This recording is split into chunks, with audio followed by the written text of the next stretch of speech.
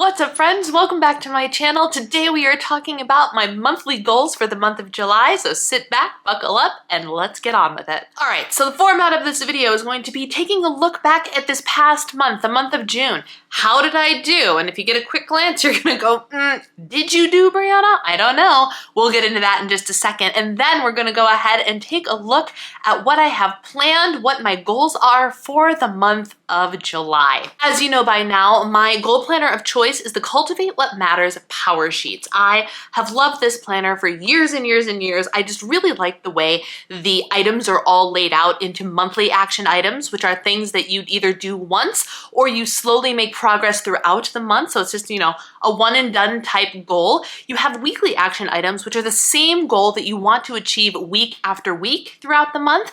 And then you have your daily action items or your habits, which are things that you aspire to do every single day or as many days as possible throughout the month. That being said, let's go ahead and take a look at my goals for June and see how I did. My monthly action item started with doing one of my woobles. Did I touch this wooble? No. I don't even know where my wooble bags are. I think they're under my desk, but I can't actually be sure. So that shows you that I haven't even dabbled yet. And that's just okay right now because I'm focusing on other things. Get a pedicure. I did do that. My toenails are this beautiful Barbie hot pink, which is perfect for summer. It was a luxurious experience. I upgraded to get the longer massage and it was 110% worth it. Definitely recommend if you have the means to do so. And now my toes are pretty and I can wear sandals all month long and it'll be great. Try a new hairstyler. Actually, when I did my goals for the month of July, I was like, ooh, I'm not going to be able to do that. Technically, that changed today, but based on my hairstyle of choice, that kind of should tell you how it went. It turns out that while my intentions with having this really awesome waver, which was like $35 at Target, it's a great product. It has adjustable wave sizes. It's great.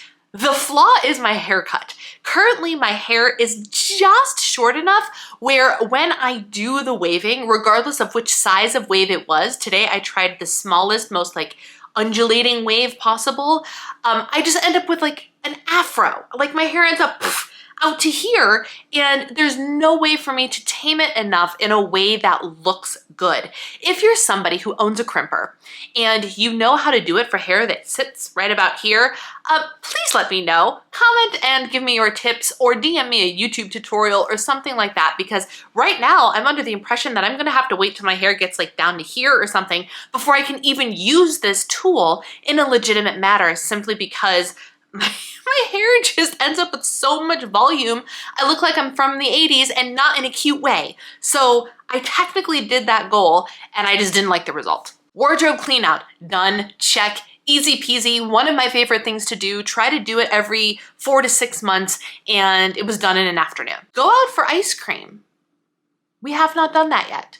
We went out for coffee the other day in the same area as our favorite ice cream place, but we haven't actually gone out for ice cream in the month of June. We did in the month of May, but not in the month of June, so I can't check that off. And planner move-in. I did planner move-in, and it's lovely, and now it's officially new planner season for me. I am moved into my Erin Condren weekly vertical, beautiful with the rainbow coil. It's sitting up on my desk and it's kind of like my week at a glance calendar. And my daily planner, I did the A5 ring binder with the Daily Duo. Both of my planners have the Inspire Etta V design, which is just gorgeous and bold and amazingly colored. It's just delicious. And I'm so excited to be in that planner. I'm so excited. And then one thing I actually had on here all the way at the bottom that I didn't tell you about at the beginning of the month was embrace the time that I have with myself. And this was an intentional move, not because I didn't want to tell you about it, but because the time with myself meant that my husband was out of town. And he was out of town. He was actually supposed to be out of town for 2 weeks and ended up only being out of town for 1, which is fine. But I wasn't about to tell y'all that I was going to be alone for 2 weeks. So I kept that one to myself until after the fact. So now that you know, I had 1 week, again, it was originally supposed to be 2, to myself. I spent a couple of those days kind of more in sloth mode, which is fine. I needed the rest, I needed the relaxation, and just to embrace the quiet and being by myself. And then I turned it back on and turned into filming mode and vlogging and doing all of the things around the house, making noise and whatnot that I don't typically do at a level that I do when my husband is home. Like, for example, right now, I'm speaking more quietly, my door is closed because I know he's on the other side of, well, like, he's down the way, right? But he can still hear me. I'm loud, I project. So I don't often do like the free chit-chatting vlogging around the house at like my top projecting volume when he's around. So I do take advantage of the times that he is gone to create more content. So I did do that. I embraced and enjoyed the time that I had by myself. My weekly action items, 7.5, did I do any of these? Yes, I did. Okay, 7.5 hours of activity didn't happen. It just didn't happen. I stopped tracking it halfway through because I'm like, I'm not doing it, and that's okay. Date night every week. The first 2 weeks or the first week, I counted date night with myself as date night. Again, wasn't gonna tell y'all that at the time, but dating myself or date night with my husband both counted, and we got those done every single week, as well as a decluttering task of cleaning out different things throughout the month. I did one of those every single week as well. My daily action items is really where I fell short, y'all. And this is not shocking to me. Okay, the 5 produce servings I actually did about 85% of the time. I was very diligent about making sure I got my produce in most days, which is great. Did I do my Bible study? No, not at all. I did Bible study only on the days where I was supposed to go to small group that night. So call me an obliger because I only did it because I needed to show up for something prepared. We're working on that. Plant a tree means use my Focus app. I didn't do that primarily because I forgot. Like, it's not that I didn't do focus time or leave my phone in another room. My phone is nowhere near me right now, but I keep forgetting to turn on the app. So I technically did not plant a tree, even though I did in fact do focused work time. I typically, to get this done, I actually just turned on the work mode on my phone, which syncs to my computer and my iPad, so it just turns off notifications for everything, which really helps. Do Pilates, I started to, and then I fell off, and I haven't gotten back into it because I actually switched Beachbody plans into the new Fire and Flow, which I'm really enjoying. So I did that about half the month, and then I was like, we're switching to something else because I apparently can't be satisfied. Take photos. Nope, not good. I need to figure out how to like have my own photo shoots for myself.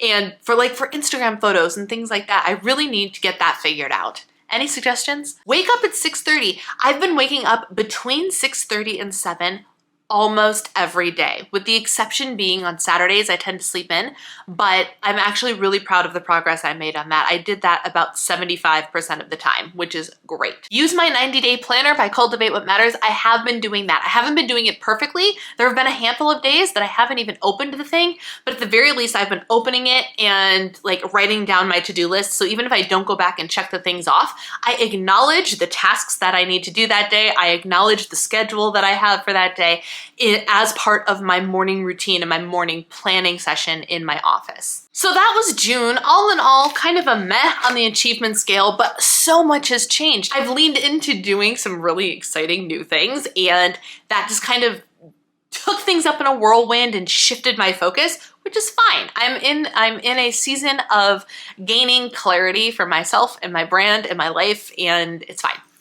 So that being said, let's look at my goals for July. I'm really excited about these. I took the time to color code these this month. Hallelujah, happy day. All right, let's dive right in with my monthly action items. We are starting with my goals that fall under the marriage goal umbrella. And the first one is to have a game night, either with other people or just the two of us. We have plenty of 2-player games. We have plenty of video games we like to play together.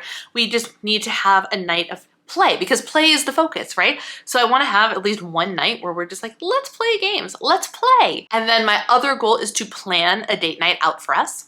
Me, personally. My musical related goals are to catch up on Schmigadoon, which we're almost there. We're 2 episodes into the 2nd season, so we've only got 4 episodes left. And then for my overall musical for the year, I actually have an audition this month for a secular choir. So my goal is to adequately prepare for that audition and go on the audition. I don't know what will happen. I don't know if I'll get in, but I at least will have taken a step and auditioned for something for the first time in many years. For part of my use it up goal, my house goal, I have use up 10 things. And I drew lines so I could have 10 little things to fill in every time I finished up a product of some kind. I'm allowed to exceed that 10, but I want to get to at least 10 things. Do a batch week. I am so excited to be doing batch week. I haven't done this in a while, but I have plans for my content now that are more conducive, that lend themselves to a batch week type scenario. So I'm going to do a batch week. I have it planned during ovulation in my cycle, so I am most able to communicate with the camera, and it's gonna be great. And then I have 3 reading goals. Finish the book I'm reading called Changemaker, read the book Beach Read, which is like my summer fiction book, and then I want to read the book Good Food, Bad Diet. I'll have all 3 of those books linked down below for you. You can look into them if you want more information. My weekly action items, things that I want to do every single week, are date night, as per usual, and that will always perpetually be on my weekly goals list. Watch a musical. The goal is every week. We'll see how many weeks we actually get to do it. Do my meal planning. Lift heavy things 3 times a week, with or without a video. I can turn on Lift, I can turn on Lift More, I can decide to just lift on my own, whatever the case may be. I just need to pick up weights 3 times in a week. And then take a Sabbath day, a day of rest. I've been really enjoying making sure I plan ahead enough and schedule my content out and get all of my work done before the weekend so I can actually take a truly step away from all the socials, step away from everything, restful weekend. And so I want to keep that momentum going because it really is restful and rejuvenating and so fulfilling to do that. And now let's talk about my daily action items, the things I want to try and do each and every day. To help me with my Use It Up challenge, I'm going to give myself a nice little no spend this month, which doesn't mean I spend no money. It means I spend nothing on things that aren't absolutely necessary. So groceries and refilling of things that we actually use, that's still going to happen. But it's me being like, maybe that order from that place can wait until I'm done with all of the other products of that similar genre that are currently in my house, that sort of thing. One of my physical goals, one of my get fit, get strong goals is to reach my step bet goal every day. I am currently in a step bet.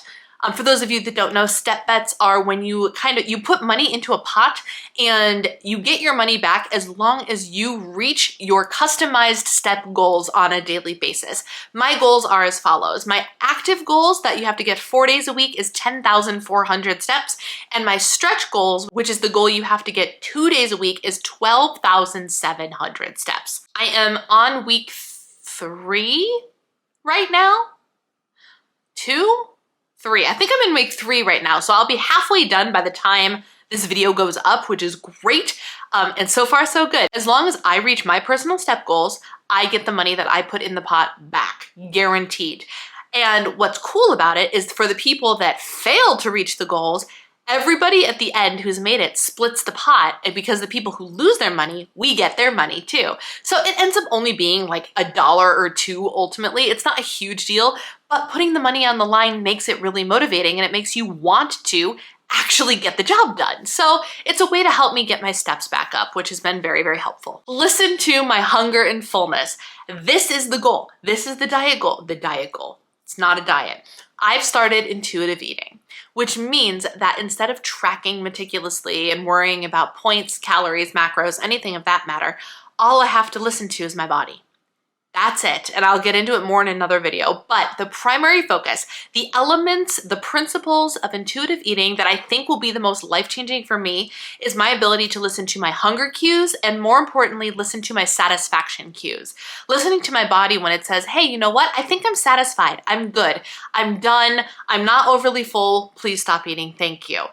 So I want to just check off every day that I was super mindful about tuning in to those sensations, to those feelings, and did I or did I not truly listen to my hunger and fullness cues when I made the decision to eat on a given day. For time management, there are 2 goals that I have. The first one is to follow the schedule that I wrote out for myself based on the preparation for Q3 of the HB90 scheduling system that I've been using for the entirety of this year. I'm not good about using it, but every quarter I've been at least going back and being like, okay, let me look at my ideal schedule, let me pick some work hours, let me actually do this. This term, this quarter, I actually want to do it. Like, I have the things written on my calendar. These are my work hours. This is what I'm gonna be doing, all of those things.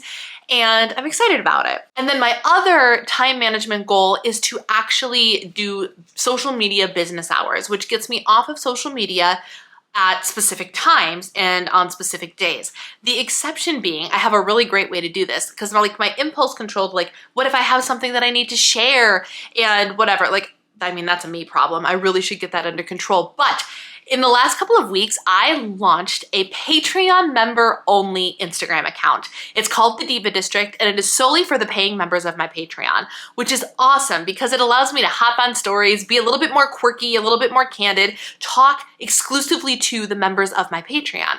So what I've decided to do is that when my Instagram is closed, it's going to be my regular Diva and the Divine Instagram, and I can switch over to my Diva District Instagram account, and I can share on there after hours if I have a reason to, if I have something to say. If I don't, that's fine. But what it will do is also, if I impulsively open Instagram, it'll be on the account where I'm not following anybody except the other members in my account, so I won't really have any stories to watch. I won't have any posts to get distracted by, anything of that nature. So I was like, this is a flawless plan. Just switch the account over and you'll be good to go for the rest of the day. So I'm really excited to see how that helps me. And then my reading goal is to read 10 pages. That's it. Most of the time when I sit down and go, okay, I'm only gonna read 10 pages, I end up reading a lot more than 10 pages. So the reading 10 pages just affords me the opportunity to have the option of stopping. If I'm 7 minutes in and I've read my 10 pages and I wanna go, I don't wanna read anymore today, I don't have to. That's fine. It's kind of like the whole start walking, go outside and walk for 5 minutes. And if you decide you're done after 5 minutes, that's great. If not, keep going. It's the exact same productivity concept. So my goal is at least 10 pages. And then if I want to stop at 10 pages, great. If I want to stop after 55 pages, also great. And those are my goals for the month of July. I am so excited to get started. I'm actually, now that I've done the video, I'm gonna rip them out of my Powersheets book, put them in a place where I see them multiple times a day, every single day when I sit at my desk, and actually go through and like write in my planners and stuff, hey, do this thing, it's on your goals list. Imagine that. Why didn't I think of doing that before? I have no idea. But that's all I've got for you today. If you like this video, give it a thumbs up. If you want to join the Diva and the Divine community, you know where the subscribe button is. Thanks for watching. Take care. I'll see y'all later. Bye.